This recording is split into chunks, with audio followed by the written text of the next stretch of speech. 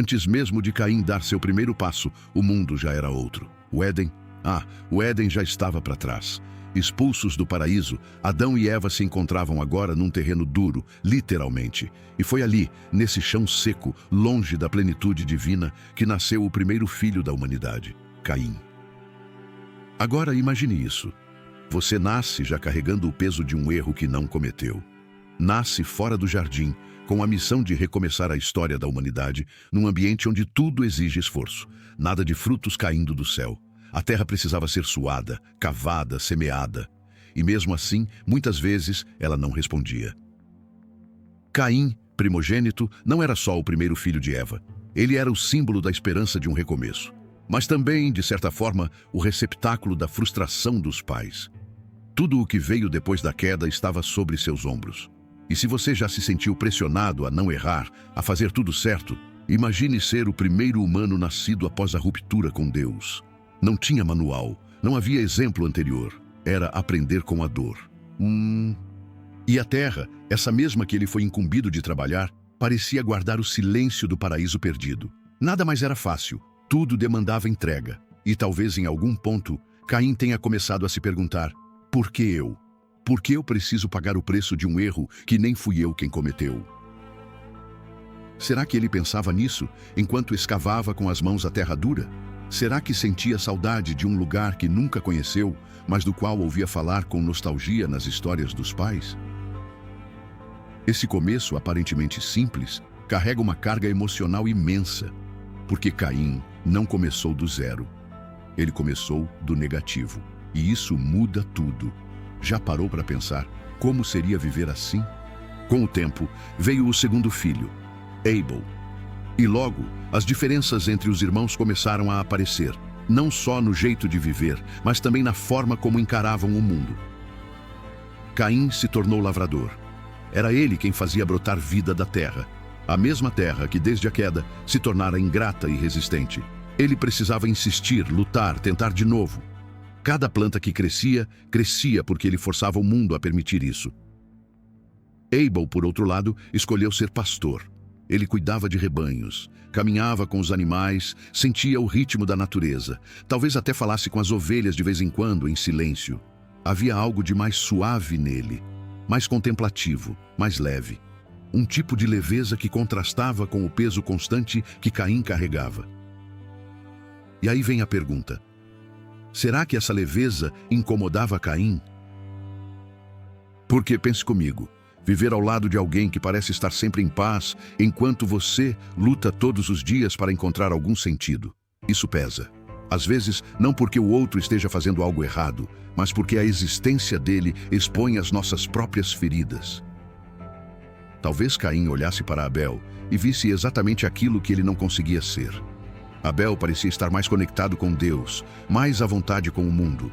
E mesmo que os dois fossem filhos do mesmo pai, da mesma mãe, criados sob o mesmo céu, era como se pertencessem a lugares diferentes. E isso acontece com a gente também, não é? Às vezes, dentro da própria casa, tem alguém que parece ter nascido com a estrela certa. Enquanto um se esforça o tempo todo e quase nunca é notado, o outro basta existir e já recebe aplausos. Já sentiu isso? Caim sentia. E essa diferença entre os dois, que num primeiro momento pode parecer simples, vai se tornando cada vez mais profunda e mais perigosa. Porque quando a comparação se instala, o amor começa a se contaminar. Chega o momento em que os dois irmãos resolvem oferecer algo a Deus. Um gesto de fé, de gratidão, talvez até de busca por aprovação. Caim colhe o fruto do seu trabalho, os produtos da terra, o suor do rosto. Abel, por sua vez, separa o melhor de suas ovelhas, as primícias, aquilo que tinha mais valor no seu rebanho. E aí acontece o que muda tudo. Deus aceita a oferta de Abel e rejeita a de Caim. Agora para um pouco e pensa comigo. O que será que passou na cabeça de Caim nesse momento? Imagina você dedicar tempo, esforço, energia, e mesmo assim, não ser aceito. É duro. É aquele tipo de dor que não aparece por fora, mas que queima por dentro. Uma mistura de frustração, vergonha e principalmente de um sentimento de injustiça. Porque na mente dele, ele também estava oferecendo algo. Ele também estava tentando. Mas Deus viu o coração. E talvez esse tenha sido o ponto de ruptura. A oferta de Abel não foi só um gesto externo. Ela vinha carregada de entrega, de sinceridade, de devoção. Já a de Caim, talvez fosse automática, feita mais por obrigação do que por amor. E quantas vezes a gente também faz isso, né? Entrega qualquer coisa esperando receber tudo. Cumpre uma obrigação achando que isso basta. Mas com Deus, o que pesa não é só o que se dá, é como se dá. A Bíblia não entra em muitos detalhes técnicos sobre a diferença entre as ofertas, e talvez seja de propósito, porque o foco não é só o que foi colocado no altar, é o estado de quem colocou. E aí vem o desconforto. Caim, vendo sua oferta rejeitada, se sente diminuído, sente que falhou. E pior, que Abel foi melhor que ele. Aí eu te pergunto, quantas vezes você já se sentiu assim? E em segundo plano? Como se todo o seu esforço tivesse sido em vão, enquanto o outro, com menos barulho, com menos luta, recebe os elogios. A semente da comparação, quando encontra o solo da insegurança, começa a crescer rápido. E em Caim, ela já estava brotando, silenciosa, mas intensa. E o pior é que quando a gente não entende uma rejeição, a gente costuma culpar o outro, não olha para dentro. Caim não questiona a si mesmo, nem tenta entender onde errou. Ele começa a olhar para Abel, como se o irmão fosse o problema. E é aí que o ressentimento ganha força. Depois da rejeição da sua oferta, Caim não voltou para casa da mesma forma. Não era só tristeza, era algo mais denso. Aquela sensação de que o mundo era injusto, de que ele tinha sido desprezado. E que Abel, o irmão perfeito, tinha levado tudo que era para ser dele. E essa dor foi se transformando. Não aconteceu de uma hora para outra. O ódio não nasce do nada. Ele vai crescendo, devagar como erva daninha. Começa com uma comparação aqui, um pensamento amargo ali. E quando você percebe, já está tomando conta de tudo. Foi isso que aconteceu com Caim. Abel, com sua serenidade, sua fé tranquila, virou um espelho incômodo para Caim. Não porque Abel fazia algo contra ele, mas porque a simples existência de Abel fazia Caim se sentir menor. É como se, ao olhar para o irmão, ele visse tudo o que não conseguia ser, tudo o que queria ser, mas não sabia como. Já se sentiu assim? Como se a presença de alguém expusesse suas falhas, não porque a pessoa esteja tentando te diminuir, mas porque você, internamente, não consegue lidar com a comparação. É um sentimento perigoso, e é aí que a inveja aparece. A inveja não é só querer o que o outro tem, é muitas vezes querer que o outro não tenha, para que a sua dor pareça menor. E com isso, Caim começou a alimentar pensamentos cada vez mais sombrios. Não só contra Abel, mas contra Deus também. Por que Deus escolheria o irmão? Por que não ele? Que justiça havia nisso? E nesse ponto, Caim já não estava mais tentando entender. Ele queria culpar. Queria encontrar um motivo fora de si para não ter que encarar a própria frustração, a própria impotência.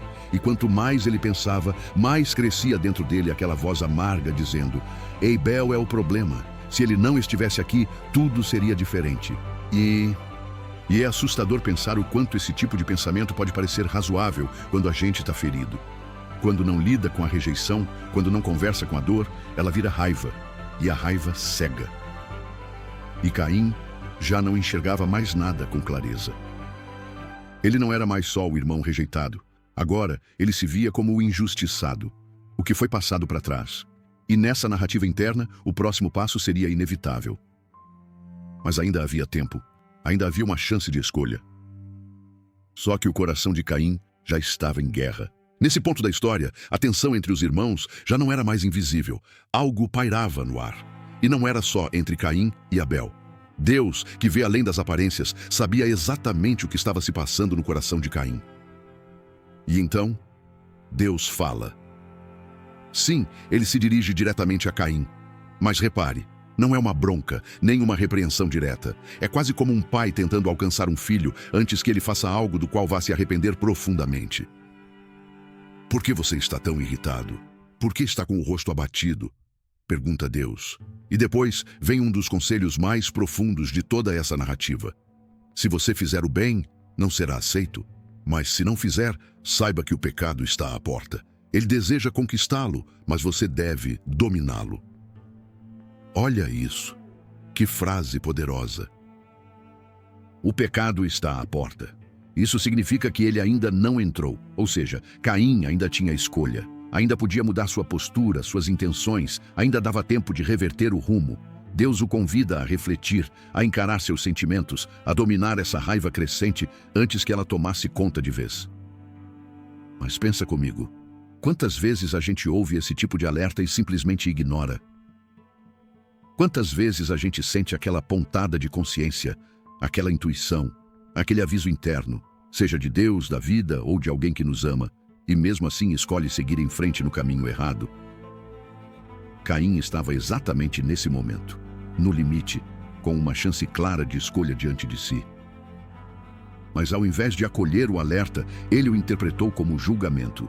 Ele não ouviu conselhos, só escutou crítica. Porque quando a mente da gente está tomada pela dor, tudo soa como acusação. Até o cuidado de Deus pode parecer ameaça. Uou! E Caim se fecha. Ao invés de se aproximar, se afasta. Em vez de se abrir para a mudança, ele alimenta o rancor. Aquela semente que começou com uma rejeição, agora brota com força. E mesmo com o alerta claro, ele se cala. É como se dissesse com o olhar: eu sei o que estou fazendo. Mas será que sabia mesmo? Talvez esse seja um dos momentos mais tristes da história. Porque não é a queda ainda, mas é quando a esperança de um desfecho diferente começa a se apagar. E o pior, ele ainda não tinha tocado em Abel, ainda não havia sangue, ainda não havia crime, mas o coração de Caim já não era mais o mesmo. E aí, a história muda de tom. Depois do silêncio de Caim, depois daquele alerta ignorado, a gente entra num dos momentos mais sombrios da narrativa e da humanidade. Caim chama Abel para o campo. Não há detalhes. A Bíblia não descreve uma discussão, nem uma briga acalorada. Apenas uma ação simples, quase silenciosa. Vamos ao campo. E Abel vai, inocente. Sem saber que ali, naquele espaço aberto no meio da criação, seria o cenário do primeiro crime da história humana. Pensa nisso por um segundo. Esse é o primeiro assassinato registrado. A primeira vez em que a vida de um ser humano é tirada pelas mãos de outro. E não foi um desconhecido. Não foi por defesa, não foi por guerra, foi o próprio irmão. Caim não matou Abel por acaso. Não foi impulso puro, foi raiva acumulada, frustração guardada, inveja alimentada, a mistura perfeita para um desastre. E você sabe, às vezes o que destrói não é o que explode, mas o que fica ali dentro fermentando dia após dia. Caim não matou só Abel. Ele matou o símbolo do que ele gostaria de ser. Matou a aceitação que nunca sentiu. Matou a imagem do irmão que, aos olhos dele, sempre foi visto com mais carinho, com mais conexão com Deus. Mas será que Abel era mesmo tudo isso? Ou Caim já via o irmão com olhos distorcidos pelo ciúme? O mais assustador dessa parte da história é a frieza. Não há arrependimento imediato, não há lamento. É como se, depois de tudo, Caim finalmente tivesse feito o que sua dor exigia e agora não soubesse mais o que sentir. E aqui vai uma pergunta que incomoda. Quantos Abéis a gente já matou simbolicamente na nossa vida? Talvez não com as mãos, mas com palavras duras, com silêncio, com desprezo, com inveja, com a vontade de ver o outro cair só para que a gente se sentisse um pouco melhor. A verdade é que o espírito de Caim continua vivo em muitos comportamentos que parecem pequenos, mas que escondem sentimentos perigosos. O campo onde a vida brotava se tornou palco de morte. E Caim, ao invés de encontrar alívio, só encontrou mais peso. Porque quando a gente tenta resolver uma dor destruindo o outro, tudo o que sobra é mais vazio. Depois do silêncio no campo, vem o som que ecoa no coração da história. Deus fala, mas não com relâmpagos, nem com trovões. Ele pergunta: Caim, onde está o teu irmão Abel? Essa pergunta te parece simples, mas carrega um peso gigantesco. Deus não está em busca de informação. Ele está em busca de consciência. Está oferecendo a Caim a chance de olhar para si mesmo, de encarar o que fez, de assumir. Mas a resposta de Caim? Fria, seca, distante. Não sei. Sou eu o guardador do meu irmão? Pausa. Vamos respirar isso aqui. A indiferença de Caim é chocante. Não é só o crime, mas o jeito como ele lida com as consequências. É como se ele tivesse se afastado de tudo, do irmão, de Deus e até de si mesmo. Boi. E aí Deus declara: o sangue do teu irmão clama a mim desde a terra. É uma das frases mais fortes de toda a narrativa bíblica. O sangue inocente, derramado no solo que Caim deveria cuidar, agora se torna testemunha contra ele. A terra, que antes já era difícil de cultivar, agora se fecha completamente. E a maldição vem. Ponto. Caim não terá mais sustento. Ele será errante. Vagará pelo mundo sem raiz, sem lar. É como se o que ele tirou do irmão, a vida, o chão, o lugar, agora lhe fosse arrancado também.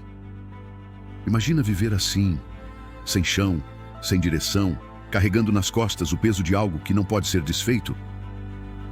E ainda assim, mesmo depois de tudo, Caim reclama. Não de arrependimento, mas de medo. Ele teme ser morto, teme o olhar do outro, teme a vingança. E aí a gente vê algo inesperado. Deus não mata Caim. Ele não permite que ninguém o mate. Em vez disso, coloca uma marca nele, uma marca que protege, que avisa: esse homem já tem sua sentença, ninguém toque nele. Olha que contraste. Caim tirou a vida de Abel, mas Deus não tira a vida de Caim. É estranho, né? Injusto, talvez, mas também é revelador, porque até na punição existe misericórdia. Mesmo no julgamento, Deus mostra que não está apenas aplicando justiça, está ensinando, está revelando algo mais profundo sobre a consequência, o arrependimento e o valor da vida. É um momento de dor, de perda, de separação, mas também é um ponto de virada. Caim agora carrega uma marca, não só no corpo, mas na alma, e com ela ele vai precisar seguir. Errante, vivo, com memória, com peso. E você? O que faria se carregasse algo que não pudesse mais apagar? Depois de tudo o que aconteceu, você imaginaria que a história de Caim terminaria ali, né? Isolado, condenado, esquecido. Mas não. É aqui que a narrativa surpreende mais uma vez e vira uma chave que muita gente não espera. Porque mesmo depois do assassinato, mesmo depois da mentira, da indiferença e da maldição, Deus ainda faz algo por Caim. Ele o marca. Mas não é uma marca de vergonha, como a gente poderia pensar. É uma marca de proteção. Sim, proteção. Soa estranho. Pois é, mas vamos pensar juntos. Caim teme que, ao se tornar um errante, alguém possa matá-lo. Talvez como vingança, talvez por medo. E nesse medo, ele se mostra humano. Pela primeira vez, vulnerável. E Deus, ao invés de simplesmente ignorar esse medo, responde. Não com um castigo novo, mas com um sinal de cuidado. A marca de Caim é um limite. É como se Deus dissesse: esse homem já está pagando pelo que fez. Ele vai carregar sua culpa, sim, mas ele não vai carregar também a violência dos outros sobre si. Agora pensa comigo. Qual o peso de ser preservado por aquele que você decepcionou? Qual o significado de ser protegido por Deus, mesmo tendo virado as costas para ele? Essa marca não era só um sinal para o mundo. Era um lembrete diário para Caim, de que, mesmo em sua falha mais profunda, ele não estava completamente abandonado. E aqui está um ponto forte da história, que talvez você nunca tenha pensado. Caim foi o primeiro a experimentar a justiça de Deus, mas também foi o primeiro a experimentar a graça. Uma graça que não anula as consequências, mas que impede que a destruição se torne completa. Sabe, é muito fácil olhar para essa parte da história e querer julgar, dizer: mas ele não merecia. Mas aí vem aquela pergunta incômoda: e quem merece? Talvez essa marca, que ninguém sabe exatamente como era, fosse mais espiritual do que física. Talvez fosse um olhar, uma aura, um peso, ou talvez fosse algo visível, sim. O texto não descreve, mas o efeito dela é inegável. Caim vive, e não apenas vive, ele continua sua jornada com uma espécie de escudo divino. Isso nos leva a refletir sobre algo mais profundo. Até quando falhamos feio, até quando nos afastamos de tudo que é certo, ainda há algo em Deus que não nos apaga, que não nos descarta. A marca de Caim é dura, sim, mas também é um lembrete de que há limites até mesmo para a dor que carregamos. E aí fica a pergunta para você pensar: será que a maior prova do cuidado de Deus não é quando Ele nos protege mesmo quando erramos? Depois de tudo o que viveu, Caim segue seu caminho. Um homem marcado, um fugitivo, um sobrevivente. Mas o que se faz com uma vida depois de uma tragédia? Depois de perder tudo, irmão, terra, lar, paz? A maioria de nós se esconderia, se afastaria. Talvez desistisse de tentar deixar alguma marca positiva no mundo. Mas Caim faz algo inesperado. Ele constrói uma cidade. Simulation. O mesmo homem que tirou a vida do irmão se torna o fundador da primeira cidade da humanidade, a cidade de Enoque, nome que ele dá em homenagem ao seu filho. Olha que curioso. Caim, o errante, o andarilho sem terra, decide fincar raízes, decide criar algo duradouro, um lugar para recomeçar. E aí a gente para pensar, será que esse foi o primeiro sinal de arrependimento? Ou foi só uma tentativa desesperada de reinventar o próprio nome? Talvez nunca saberemos ao certo. Mas uma coisa é clara. Mesmo carregando a marca da culpa, Caim escolhe criar. Em vez de destruir de novo, ele constrói. A cidade não é apenas um abrigo físico, ela é uma resposta existencial, uma forma de dizer, eu ainda posso fazer algo com a minha vida, ainda posso deixar um legado. E olha que interessante, a Bíblia não diz que Deus ordenou essa construção. Não foi um mandamento, foi uma iniciativa de Caim. O mesmo homem que um dia deixou o campo banhado pelo sangue do irmão, agora molda a terra com pedra e madeira, planejando ruas, lares, convivência. É ou não é uma virada inesperada? Essa cidade se torna um símbolo, não só da persistência humana, mas da capacidade que temos de, mesmo após erros graves, tentarmos dar outro rumo à nossa história. Agora vamos abrir um parêntese aqui. Isso não significa que tudo se resolveu. Não é uma história de redenção completa. A dor não foi embora. A lembrança do que aconteceu também não. Mas existe ali um gesto de humanidade. A tentativa de continuidade. E pensa comigo. Quantas vezes a gente, depois de falhar, tenta se reconstruir de algum jeito? Muda de cidade, muda de nome, muda de vida, mas no fundo estamos buscando a mesma coisa que Caim buscava. Recomeço, dignidade e uma nova chance. O ser humano, desde o início, foi um criador de caminhos. E essa cidade, Enoque, foi a primeira de muitos espaços onde erramos, aprendemos, recomeçamos e seguimos. E aí eu te pergunto, o que você faria se carregasse a culpa de algo tão grande, mas tivesse a chance de deixar um novo tipo de marca no mundo? Caim teve essa chance. E mesmo sendo uma figura marcada pela tragédia, escolheu construir algo que ninguém antes havia tentado. Um lar, um começo, uma cidade. E assim, da poeira do exílio, nasce algo inesperado: cultura. A cidade de Enoque, fundada por Caim, começa a florescer. E não apenas com casas e ruas, mas com pessoas, com gerações, com talentos. Os descendentes de Caim se tornam os primeiros mestres de várias artes. Um deles inventa instrumentos musicais, lira, flauta. Os sons da alma começam a ecoar pela humanidade. Outro domina o trabalho com metais, criando ferramentas, armas, utensílios. Outros ainda cuidam de rebanhos, desenvolvem organização social. É ali que nasce o embrião da civilização. Pensa nisso. O primeiro assassino da história. É também o ancestral direto dos primeiros artistas, artesãos, inovadores. Como isso é possível? É aqui que o paradoxo aparece com toda a força. De um ato de destruição, brota a criação. De uma vida marcada pela culpa, surge uma linhagem de criatividade. Não dá para ignorar esse contraste. E talvez essa seja uma das mensagens mais provocantes dessa história. O ser humano é complexo. Não somos uma coisa só. Dentro da mesma alma pode habitar a sombra e a luz, a tragédia e a transformação. Caim jamais apagaria o que fez. A marca que carregava era sim de proteção, mas também de lembrança. Ele não podia voltar no tempo, mas podia caminhar para frente.